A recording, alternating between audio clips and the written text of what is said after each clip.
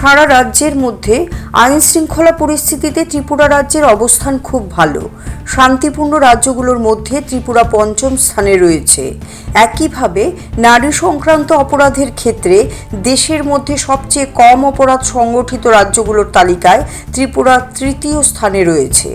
সুদক্ষ সরকার পরিচালনার জন্য রাজ্যের পরিবেশ দিন দিন ভালো হচ্ছে, এই অভিমত রাজ্যের মুখ্যমন্ত্রী তথা স্বরাষ্ট্রমন্ত্রী অধ্যাপক ডক্টর মানিক সাহার।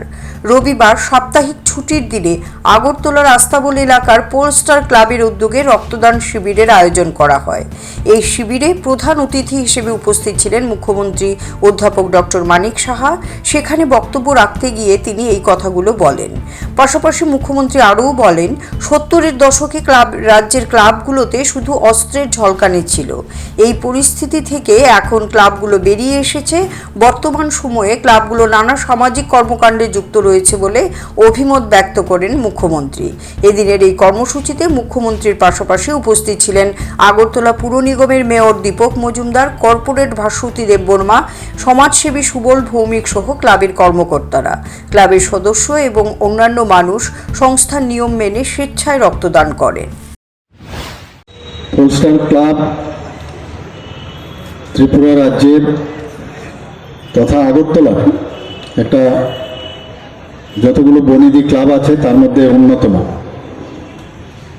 আমরা সবাই পোলস্টার ক্লাব সম্পর্কে আমরা জানি এবং মাননীয় সভাপতি এখানে বলার চেষ্টা করেছেন শুধুমাত্র দুর্গা পূজা বা অন্য কোনো পূজা শুধু করেন না, অন্যান্য ফিলান্থ্রপিক ওয়ার্কও করেন।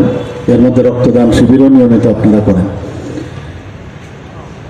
আর খেলাধুলার সাথে তো আপনাদের খুব নাম, ক্রিকেট খেলার থেকে আরম্ভ করে সব খেলাতে, টেবিল টেনিস আমি জানি ভালো করে, এখানে খুব ভালো পোলস্টারে।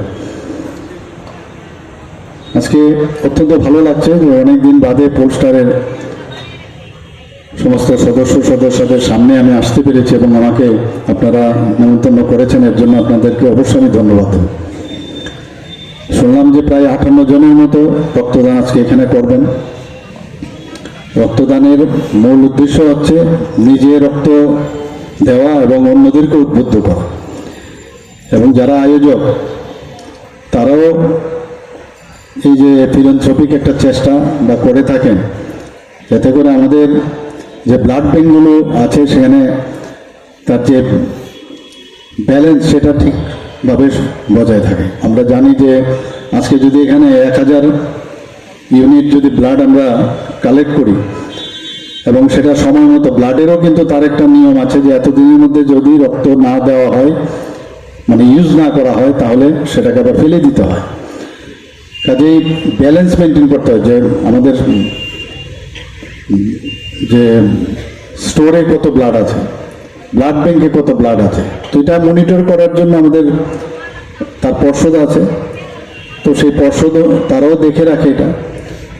কিন্তু অনেক সময় নিউজ পেপারে বেরিয়ে আসে যে রক্ত ফেলে দিচ্ছে, আসলে কিন্তু এরকম না। রক্ত ফেলে দিচ্ছে ওই সময়ে যদি ইউজ না হয় তাহলে তাকে তো আর দেওয়া যাবে না, তাকে ফেলে দিতে হয়। তো এটা নাকি অনেক সময় বিভ্রান্তির সৃষ্টি করা হয় এবং পার্সেন্টেজ ভেরি মিনিমাম। এবং